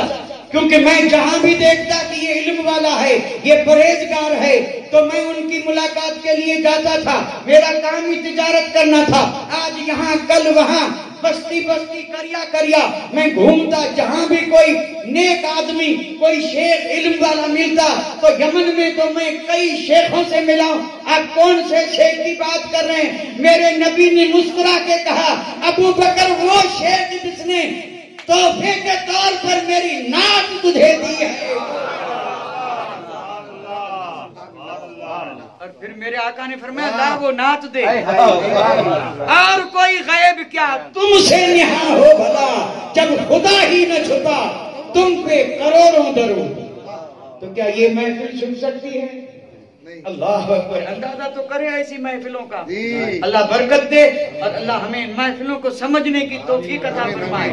یہ محفلیں کوئی عام محفلوں کی طرح نہیں ہیں، یہ محفلیں وہ ہیں جہاں رم جھم رحمت کی برسات برستی ہے، اور یہاں پر آنے والا کوئی بن بھیگے نکل ہی نہیں سکتا۔ اگر سارا تر نہ بھی ہوا تو چھینٹے ضرور پڑیں گے۔ تو عرض یہ کر رہا تھا کہ صدیق اکبر نے معجزہ مانگا، اور وہ میرے آقا کے حدیث کے نہیں مانگا۔ اب اس کی تطبیق کیسے ہو؟ ایک حدیث میں ہے کہ مانگا ہی نہیں، اور یہاں ہے مانگا۔ تو قربان جاؤں محدثین کے علم پر، انہوں نے اس کا حل بیان کیا ہے۔ انہوں نے حل یہ کیا کہ جہاں لکھا ہے کہ نہیں مانگا وہ بھی حق ہے، کیونکہ اپنے لیے نہیں مانگا، اپنے لیے نہیں مانگا، اور یہاں یہ جو مانگا تھا تو اپنے لیے نہیں مانگا۔ یہ جو ٹولا باہر بیٹھا تھا انتظار میں اور لوگ کر کے انہیں جواب دینا تھا، تو معجزہ اس لیے مانگا کہ جب وہاں جا کے کہوں گا کہ میں نے کلمہ پڑھ لیا، وہ کہیں گے معجزہ، تو کہہ دوں گا کہ جو مکے میں بیٹھ کے یمن کی باتیں بتا سکتا ہے وہ زمین پہ بیٹھ کے عرش کی باتیں کیوں نہیں بتا سکتا؟ آپ نے کلمہ پڑھا سبحان اللہ، اور اس دن سے لے کے اور میرے آقا کے ظاہری وصال تک ابو بکر صدیق مصطفیٰ سے جدا نہیں ہوئے۔ اس لیے تو اعلیٰ حضرت نے فرمایا سایہ مصطفیٰ، سایہ مصطفیٰ، مایہ استفا، عز و ناز خلافت پہ لاکھوں سلام۔ کبھی غور کیا اس پہ؟ پڑھتے تو ہیں، سنتے بھی ہیں، یہ ابو بکر صدیق کی شان ہے۔ ہمارا ایمان اور عقیدہ ہے کہ مصطفیٰ جان رحمت کا سایہ نہیں پڑتا تھا، نہ سورج کی دھوپ میں اور نہ چاند کی چاندنی میں اور نہ چراغ کی روشنی میں، اس لیے کہ نور کا سایہ نہیں ہوتا۔ نور سے سائے بنتے ضرور ہیں لیکن نور کا سایہ نہیں ہوتا، نبی کا سایہ نہیں تھا۔ اور یہاں پر لکھا ہے کہ ابو بکر ایسے ساتھ تھے جیسے آدمی کا سایہ ہے۔ کسی میں مجال کہ اپنے سائے سے الگ ہو جائے، تو جیسے کوئی سائے سے الگ نہیں ہو سکتا، ویسے کوئی بھی دنیا کی طاقت ابو بکر کو مصطفیٰ سے الگ نہیں کر سکی، اور آج بھی نہیں کر سکتی۔ بڑے نادان ہیں جو اس چیز کو غور نہیں کرتے، سمجھنے کی کوشش نہیں کرتے۔ آج بھی اگر کسی سے پوچھیں کہ بتا ابو بکر کہاں ہے، جو کہتے ہیں نا ابو بکر مصطفیٰ کے قریب نہیں تھے، ساتھی نہیں تھے، یہ نہیں تھے، آج اگر کسی سے بھی پوچھیں روح زمین پر سب سے زیادہ قریب مصطفیٰ کے آج کون ہے؟ آج بھی سب سے زیادہ قریب کون ہے؟ ابو بکر صدیق، اور اس کے بعد نمبر ہے فاروق اعظم کا۔ ان سے زیادہ کوئی قریب نہیں، اگرچہ جنت البقیع بھی قریب ہے لیکن تھوڑا سا فاصلہ ہے۔ اور پھر وہاں سے جنت المعلا بھی قریب ہے. میرے آقا نے فرمایا قیامت کے دن سب سے پہلے میں اٹھوں گا اور میرے ساتھ میں اٹھیں گے یار ابو بکر و عمر. اور فرمایا پھر ہم یہاں سے جائیں گے جنت البقیع میں اور پھر وہاں وہ سب اٹھیں گے اور وہاں سے ہم جائیں گے مکہ المکرمہ جنت المعلا میں پھر وہ اٹھیں گے. جی سبحان اللہ. اور پھر اس طرح اٹھنے والوں کی قسمت ہے اٹھتے جائیں گے اور اسی قافلے کے ساتھ شریک ہوتے جائیں گے. اور پھر جب یہ قافلہ محشر میں پہنچے گا اللہ اکبر اس وقت عالم کیا ہوگا اس گھڑی کا عالم کیا ہوگا کہ مصطفیٰ جان رحمت ہیں اور غلاموں کا جھرمٹ ہے نبیوں کی ذاتیں ہیں. اللہ اکبر شفاعت کا سارا سر پہ ہے حوض کوثر کا جام ہاتھ میں ہے پل صراط پہ کھڑے ہیں میزان پہ کھڑے ہیں. یہ سارا کا سارا معاملہ امتیوں کے لیے ہے رحمت نہیں تو اور کیا. تو یہ ہے مقام صدیق اکبر. ابھی میں نے کوئی حدیث نہیں پڑھی ہے اور نہ آیت پڑھی نہ جو پڑھی اس کا ترجمہ کیا.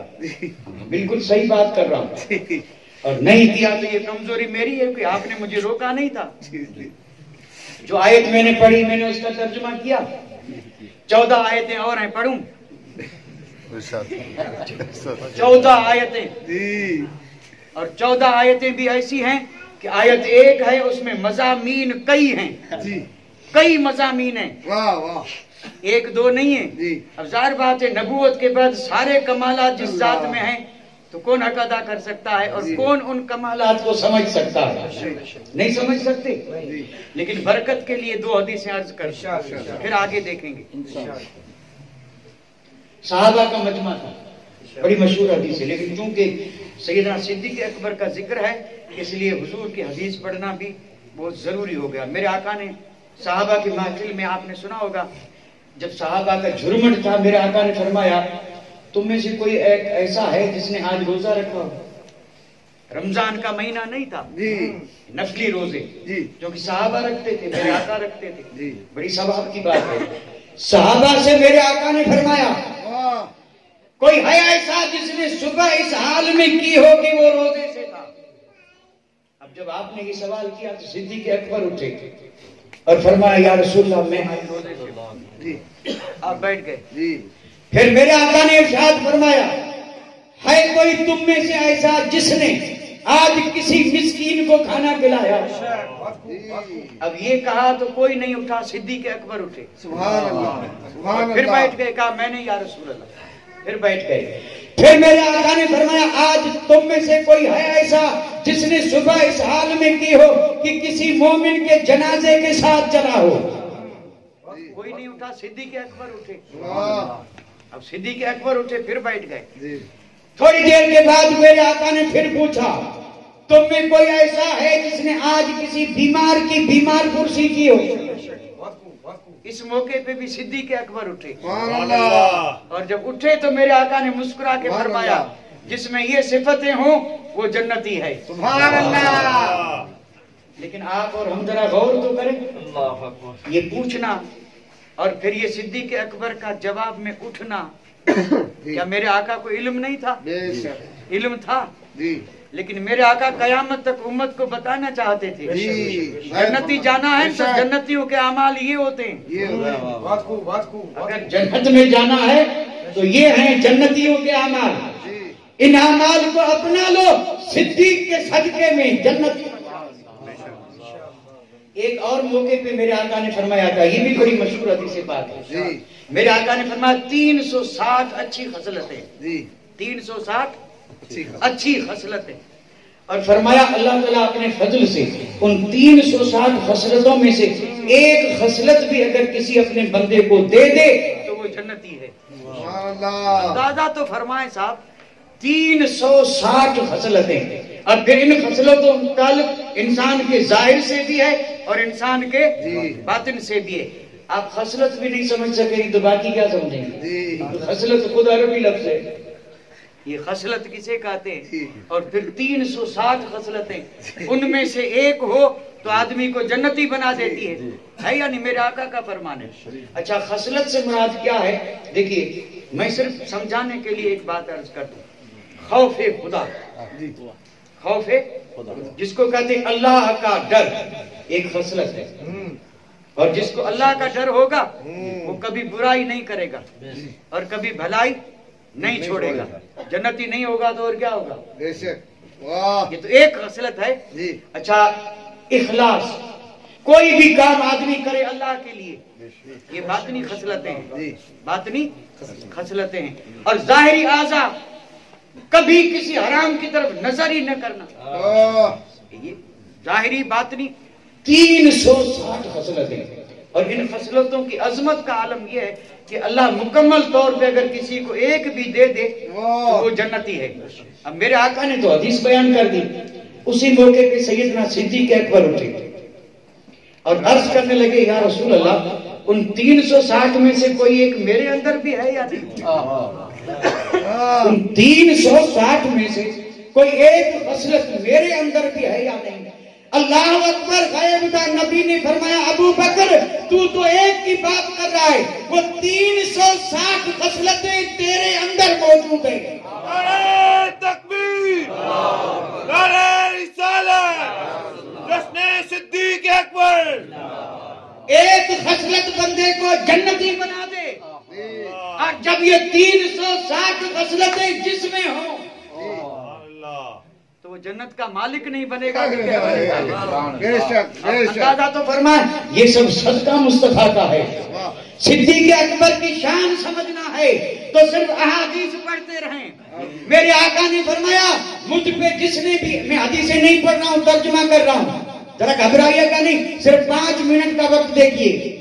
میرے آقا ارشاد فرما رہے ہیں سیدنا صدیق اکبر کے بارے میں، ما لأحد عندنا يد إلا وقد كافيناه ما خلا أبا بكر فإن له عندنا يد يكافئه الله تبارك وتعالى يوم القيامة. فرمایا مجھ پر جس نے احسان کیا میں نے بدلہ دے دیا، لیکن ابو بکر کے احسانوں کا بدلہ میں نہیں دے رہا ہوں. اتنے احسان ہیں کہ اس کا بدلہ میں نہیں دے رہا ہوں. ابو بکر کے احسان کا بدلہ کل قیامت میں رب دے گا. ما نفانی مال احد قط ما نفانی مال ابا بکر. یہ مصطفیٰ فرما رہے ہیں، فرمایا کہ ابو بکر کے مال نے جتنا مجھے نفع دیا اتنا کسی کے مال نے نہیں دیا، کسی کے مال نے نہیں دیا. لو کنت متخذا خلیلا لاتخذت ابا بکر خلیلا ولکن صاحبکم خلیل اللہ. فرمایا اگر میں کسی کو خلیل بناتا تو ابو بکر ہی اس قابل تھا، لیکن تمہارا آقا تو اللہ کا خلیل ہے، اللہ کا خلیل ہے. میرے آقا نے ارشاد فرمایا، ان اللہ بعثنی الیکم. صحابہ سے فرما رہے ہیں، صحابہ سے، صحابہ رب نے مجھے تمہاری طرف بھیجا.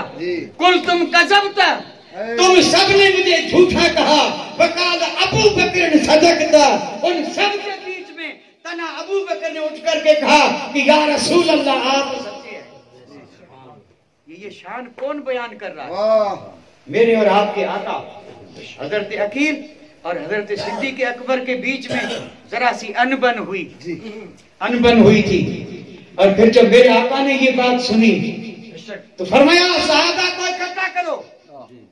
ادھر دیکھیے کتنے قریبی ہیں. مولا علی مشکل کشا کے بھائی ہیں، عقیل بن ابو طالب، عقیل بن ابو طالب، اور ادھر ابو بکر صدیق جن کا نسب 60ویں پشت 6ٹھی پشت میں میرے آقا سے جا کے مل رہا ہے. اور یہاں یہ کتنے قریب ہیں، ان کو کہا جاتا ہے قرابت دار.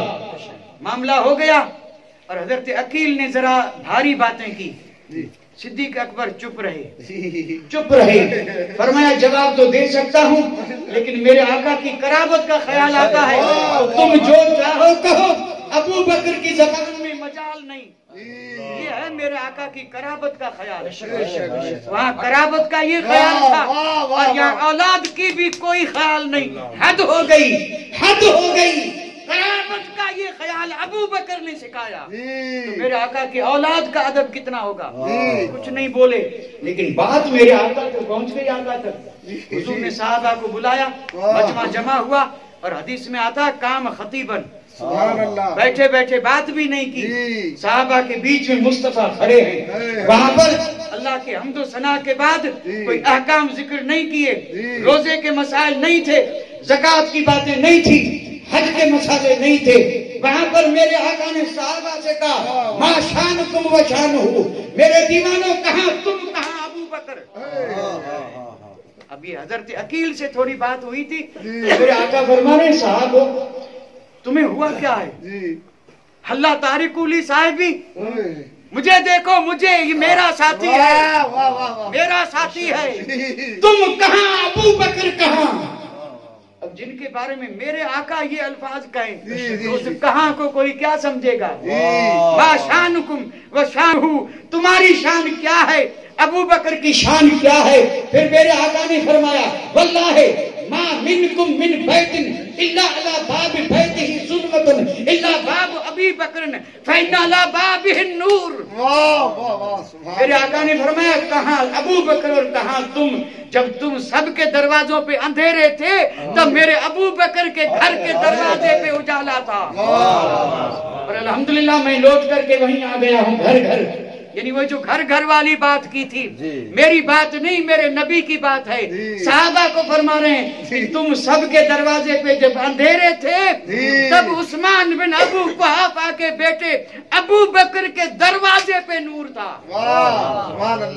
घर बात में है, दरवाजा पहले है। घर की तो बात ही क्या है। उम्मुल मुमिनीन हज़रत आयशा फरमाती है, कसम रब की मैंने होश संभाला उससे लेके आज तक कोई दिन ऐसा नहीं कि दिन में 2 बार आका अबू बकर के घर तशरीफ लाए। सुबह भी आते थे और शाम भी आते थे। हाँ, दोपहर में आए थे हिजरत के मौके पे, हिजरत के मौके पे। हिजरत वाली बात तो मेरे जहन में थी लेकिन रही वहाँ। हिजरत वाली बात जो है ना, उसमें कई नुकात हैं, नुकात, लेकिन वो उलमा बयान करते रहेंगे। मैं अब आ गया हूँ हदीसों की तरफ, और ये मैं हदीसें अर्ज कर रहा हूँ कि ये वो शान है जो मेरे और आपके आका ताजदार मदीना ने बयान फरमाई, बयान फरमाई है। अब आखिर में एक बात अर्ज करता चलूं और आपसे थोड़ा सा वक्त ले रहा हूँ। तंग तो नहीं हो रहे हैं? अगर तंग हो तो अभी से माफ कर दें। मैं समझ रहा हूँ भाई साहब तंग होते हैं, मैं खुद भी तंग हो रहा हूँ, क्योंकि तकरीबन 1.5 घंटा हो गया और आप कहेंगे घंटा सवा घंटा बहुत है और यहाँ 1.5 घंटा। और मेरे हुजूर जो है ये काफी दूर से तशरीफ लाए हैं और इस महफिल में जलवा फरमा है, इनका करम नहीं तो और क्या है। और आज ये जैसे बैठे हैं वैसे मखदूम गिरामी इनके वालिद बुजुर्गवार, अल्लाहु अकबर, जिनके हमारे ऊपर सरों पे दोनों हाथ थे, बड़ी दुआएं देते थे और महफिल में इसी तरह बैठे रहते जैसे आज बैठे। तो इनका भी मुझे ख्याल रखना चाहिए था लेकिन मैंने नहीं रखा, माजरत खा हूँ। और थोड़ी सी बात, अब देखिए शान तो बयान हो चुकी, लेकिन आखिर में इतनी बड़ी शान वाली हस्ती का किरदार जो है ना, जरा उसको भी बयान करता चलो। कितनी बड़ी शान है अबू बकर की। आपका दौरे खिलाफत जब आया उस वक्त ये कागज नहीं थे, चमड़े का रजिस्टर। अब चमड़े के रजिस्टर में एक रजिस्टर था बेवा औरतों का। अच्छा, आप तो जानते हैं जदवल, जदवल यानी खाना। ये जो चमड़े का रजिस्टर था उसमें एक तो ये सीरियल नंबर था 1 2 3 4, उसके बाद औरत का नाम, बेवा औरत का, फिर उसका पता कि कहाँ रहती है और फिर उसकी उम्र, और आखिर में एक जो खाना था उसमें लिखा था कि कोई परवरिश निगरानी करने वाला है या नहीं। ये दुनिया आज अपने कमाल पे फख्र कर रही है, ये मेरे आका के गुलामों का सदका है, ये सिद्दीक़ अकबर का दौरे खिलाफत है। बेवाओं का रजिस्टर बना, बेवाएं कितनी, उनकी निगरानी करने वाला कोई है या नहीं, अगर नहीं है तो दारुल खिलाफा करेगा। आप इस रजिस्टर को देख रहे थे कि हजरत उमर आए जो कि बड़ी शान वाले हैं, लेकिन चूंकि हजरत सैयदना सिद्दीक़ अकबर खलीफत रसूलुल्लाह, ये और किसी का लक़ब नहीं था, इसलिए सहाबा जब आते थे मेरे आका के पास तो कहते थे या रसूल अल्लाह, और मेरे आका के विसाल के बाद जब आते अबू बकर सिद्दीक़ के पास तो कहते थे या खलीफत रसूलुल्लाह, या खलीफत रसूलुल्लाह। और उसके बाद हजरत उमर के नाम के साथ अमीरुल मोमिनीन, अमीरुल मोमिनीन पहले नहीं था, क्योंकि अब यहाँ अगर खलीफा लगाएं तो फिर खलीफा खलीफा खलीफा बहुत बढ़ जाए। खलीफत रसूलुल्लाह, اور پھر جب حضرت عثمان آئے تو خلیفت رسول اللہ، اور جب حضرت علی آئے تو خلیفت رسول اللہ۔ وہ عجیب بات لگی، لیکن عربی کے گرامر سے جو واقف ہے انہیں اس سے حیرت نہیں ہوگی، کیونکہ یہ عربی کا قانون اور قاعدہ ہے۔ لہذا صحابہ نے دیکھا کہ یہ معاملہ جو ہے بھاری بہت لمبا ہو جائے گا، اس لیے خلیفے کا نام ابو بکر صدیق تک اور پھر امیر المومنین حضرت عمر آئے، سلام کیا اور پوچھا کہ یہ کیا ہے؟ تو آپ نے فرمایا یہ بیواؤں کا رجسٹر ہے، آپ بھی ذرا دیکھ لیں۔ حضرت عمر نے دیکھا۔ اب حضرت عمر نے جب دیکھا تو ہر بیوہ کے آگے کوئی نہ کوئی اس کی نگرانی کرنے والا تھا۔ ایک بیوہ تھی جس کی نگرانی کرنے والا نہیں، کھانا خالی تھا۔ حضرت عمر نے سوچا کہ اس کی نگرانی کا ذمہ میں لے رہا ہوں۔ اب یہ آج کا دور تو نہیں تھا کہ وہاں پر اعلان کرتے کہ اس مائی کی نگرانی میں کروں گا۔ آج تو 5 روپے بھی دیتے ہیں تو بتاتے ہیں کہ رسید لے کے 10 دن گھومتے ہیں کہ اتنا میں نے دیا ہے، لیکن وہاں یہ نہیں تھا، وہاں تھا صرف اللہ کے لیے۔ دل میں خیال کیا کہ یہ ہے بیوہ، رہتی ہے تھوڑی دور مدینہ شریف کے انہی باہر کے علاقے میں، دور ضرور ہے، کوئی اس کی حفاظت کرنے والا نہیں، آج کے بعد اس کے سارے کام عمر کرے گا۔ بتایا نہیں صدیق اکبر کو، بڑی مستند بات، سنی ہوئی بات، لیکن اللہ کرے یاد رہے۔ حضرت عمر نے تہیہ کر لیا۔ اب رات گزری، صبح کا وقت ہوا، نماز فجر پڑھی، فجر پڑھ کے سیدھے پہنچے اس بڑھیا کے پاس۔ فجر کے بعد دروازہ بند تھا، آپ نے دروازہ کھٹکارا، اس بڑھیا نے کہا کون آیا ہے میرے دروازے پہ؟ تو آپ نے فرمایا عمر بن خطاب۔ اس بڑھیا نے دروازہ کھولا، کہا عمر کیسے آئے؟ فرمایا کہ میں آپ کی خدمت کرنا چاہتا ہوں، اگر کوئی ضرورت ہو، پانی لانا ہو، رسد لانی ہو یا کوئی چیز ہو بتا دیں، میں خدمت۔ تو اس بڑھیا نے کہا آپ چلے جائیں، میری خدمت کرنے والا آتا ہے اور خدمت کر کے چلا جاتا ہے، آپ نہ آئیں۔ حضرت عمر نے سوچا کہ حد ہو گئی، کوئی آتا ہے اور خدمت کر کے چلا جاتا ہے۔ خدمت معلوم ہے کیسی؟ کپڑے دھونا، کھانا پکانا، گھر کا جھاڑو دینا، کپڑے سکھانا، اور پھر یہ پورے سارے کام کر کے اور پھر چلے جانا۔ یہ سارے کام کوئی کر کے گیا ہے۔ حضرت عمر نے سوچا کہ دیکھوں ہے کون۔ فجر کے بعد میں آیا، وہ پہلے آیا تھا۔ دوسرے دن حضرت عمر پہنچے تہجد کے وقت، تہجد کے وقت پہنچے، دروازے پہ دستک دی۔ آج اماں بہت ناراض ہوئی، کہا کون؟ کہا عمر۔ کہنے لگی عمر میں نے کل کہہ دیا تھا مت آنا، کیوں آئے ہو؟ حضرت عمر وہاں سے پلٹے بڑی حیرت کے ساتھ کہ کل فجر کے بعد آیا، کام ہو چکا تھا، آج تہجد کے وقت آیا، آج بھی کام ہو چکا ہے، کون ہے جو یہ کام کر کے جا رہا ہے؟ اب تیسرے دن حضرت عمر نے عشاء پڑھی اور آ گئے، عشاء پڑھی اور آ گئے، لیکن آج دروازہ نہیں کھٹکھٹایا، کیونکہ جانتے تھے کہ آج بڑھیا بہت زیادہ ناراض ہوگی۔ کیا کیا؟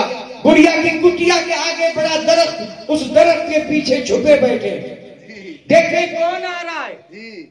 تھوڑی دیر گزری تھی کہ دور سے کوئی آتا نظر آیا، چونکہ روشنیاں نہیں تھی، اندھیرا تھا، اور آنے والا کا ہیولہ نظر آیا۔